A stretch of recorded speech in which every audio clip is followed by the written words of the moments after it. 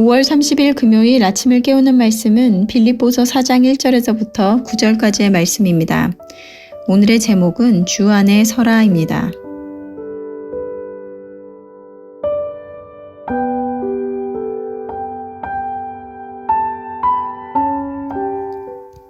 오늘 말씀은 빌립보 교회에 한마음으로 주 안에 서서 항상 기뻐하고 감사로 기도할 것을 권면합니다.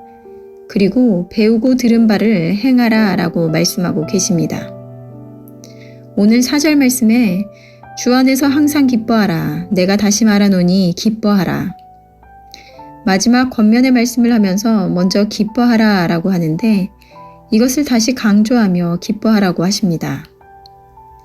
우리는 데살로니가 전서 말씀에 항상 기뻐하라, 쉬지 말고 기도하라, 범사에 감사하라 라고 하며 이는 그리스도 예수 안에서 너희를 향하신 하나님의 뜻이다 라고 말씀하고 계십니다. 우리는 하나님의 뜻을 알아 그 뜻을 이루며 살아가는 자들입니다. 그러기에 우리에게 기쁨과 감사와 기도가 없다면 그것은 하나님의 뜻대로 살아가지 않는 삶이라는 것입니다. 사도 바울이 감옥에서도 기뻐할 수 있는 이유는 무엇일까요? 우리의 삶이 항상 좋은 일, 기쁜 일만 있으면 좋은데 실상은 그런 날보다 어렵고 힘들고 괴로운 날이 더 많을 것입니다. 그런데 성경은 항상 기뻐하라고 말씀을 하시는데요. 우리가 사도 바울과 같이 항상 기뻐할 수 있는 이유는 우리의 기쁨이 세상의 기쁨과 같지 않기 때문입니다. 세상에서 기쁨이라는 것이 내 육체의 욕망을 채우는 것에 있다면 그리스도인들에게 기쁨이라는 것은 하나님께서 기뻐하시는 뜻을 이루어낼 때 오는 기쁨이라는 것입니다. 따라서 외부의 조건에 있는 것이 아니라 상황은 남들이 보기에 좋아 보이지 않아도 그 가운데에서 하나님의 뜻을 발견하고 하나님 기뻐하시는 모습으로 살아냈다면 우리의 목적대로의 삶을 살았기에 기뻐할 수밖에 없다는 것입니다. 오늘 6절에서 7절 말씀에는 아무것도 염려하지 말고 다만 모든 일에 기도와 간구로 너희 구할 것을 감사함으로 하나님께 아뢰라. 그리하면 모든 지각에 뛰어난 하나님의 평강이 그리스도 예수 안에서 너희 마음과 생각을 지키시리라. 성경에서는 염려와 근심을 하지 말라고 여러 말씀에서 지속적으로 이야기하고 있습니다. 누가복음에서는 너희 목숨을 위하여 무엇을 먹을까 무엇을 입을까 염려하지 말라고 하며 요한복음에서는 너희의 마음에 근심하지 말라고 하며 하나님을 믿으니 또 나를 믿으라 라고 말씀하십니다. 염려하다는 말을 성경 원어에서 보면 쪼갠다, 갈라낸다 라는 말과 마음이라는 말이 합쳐서 된 말입니다.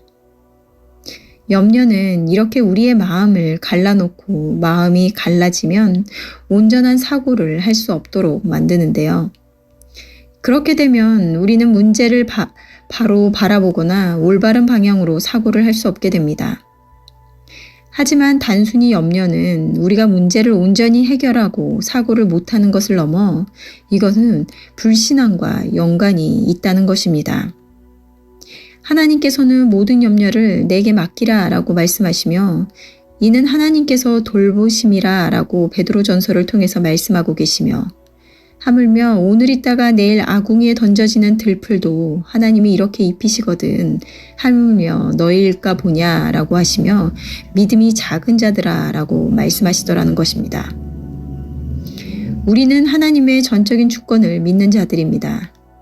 그 말은 우리의 삶, 이 세상의 모든 것 가운데 하나님이 다스리시고 하나님의 허락 없이는 어떤 것도 일어날 수 없다는 것입니다.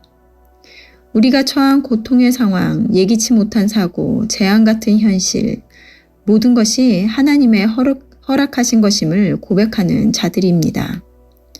그리고 하나님께서는 그의 자녀에게 가장 좋은 것을 주시는 분임을 우리는 믿고 있는 자들입니다. 이 모든 것을 인정하지만 믿고 있지만 우리의 연약함으로 인해서 문제를 보며 이내 두려움과 걱정에 휩싸이는데요. 베드로가 예수님을 바라보았을 때 무리를 걸으며 발을 내찢었지만 이내 큰 파도에 시선을 두자 두려움으로 물속에 빠졌던 것과 같이 우리의 존재 또한 인정할 수밖에 없습니다.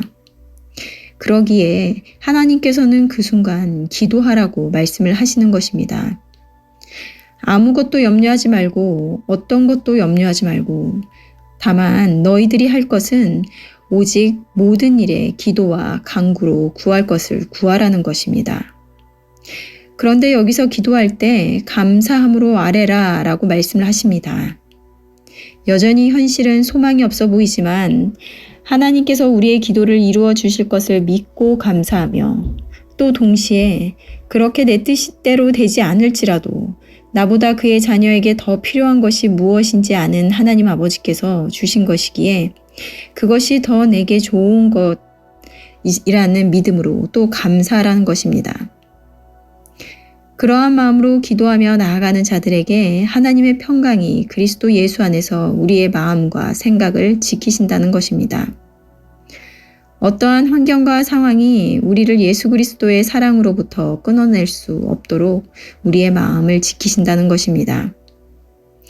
어제 나눔에서 어머님의 암 소식으로 이러한 말씀은 알지만 현실의 상황 가운데 왔다 갔다 하는 두 마음으로 괴로워하던 친구가 다시 감사와 소망을 붙잡음은 하나님의 말씀을 다시 기억하며 고백하는 것과 기도였습니다.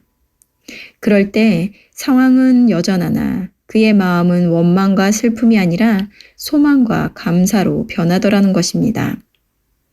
눈에 보여지는 상황은 나에 의해 규정됩니다. 현실이라는 것이 모든 이들에게 동일하게 받아들여지지 않는 것과 같이 내가 누구이며 어떤 마음으로 바라보느냐에 따라 긍정적으로 또는 부정적으로 다가올 수 있습니다. 우리가 주 안에 서 있을 때 염려가 아닌 평강이 우리 안에 머물 줄로 믿습니다. 질문입니다. 염려의 순간 나는 어떻게 반응하시나요? 오늘도 말씀으로 나를 점검하시는 하루가 되시기를 바랍니다. 기도하시겠습니다. 하나님 감사합니다. 오늘도 말씀으로 우리를 깨닫게 하시니 감사합니다. 늘 말씀을 들으며 우리는 하나님의 말씀을 믿는다고 하지만 삶에서 오는 여러 모습으로 인해서 염려하며 불안해하는 것을 당연하게 받아들이는 우리의 모습을 봅니다. 염려라는 것은 결국 하나님을 신뢰하지 못하는 불신앙의 모습임을 보게 됩니다. 연약함으로 그러한 마음 가운데 있을 때 다른 것에서 해결책을 찾는 것이 아닌 우리의 기도를 이루실 주님을 믿고 기도함으로 불안과 염려가 아닌 감사와 기쁨을 노래하는 우리들이 될 수 있도록 인도하여 주시옵소서. 감사드리며 예수님의 이름으로 기도드렸습니다. 아멘. 내일은 토요 새벽 예배가 있는 날입니다. 말씀과 기도의 자리로 나와 하루를 여시는 저와 여러분들이 되셨으면 좋겠습니다. 아침을 깨우는 말씀은 월요일 아침에 다시 찾아뵙도록 하겠습니다.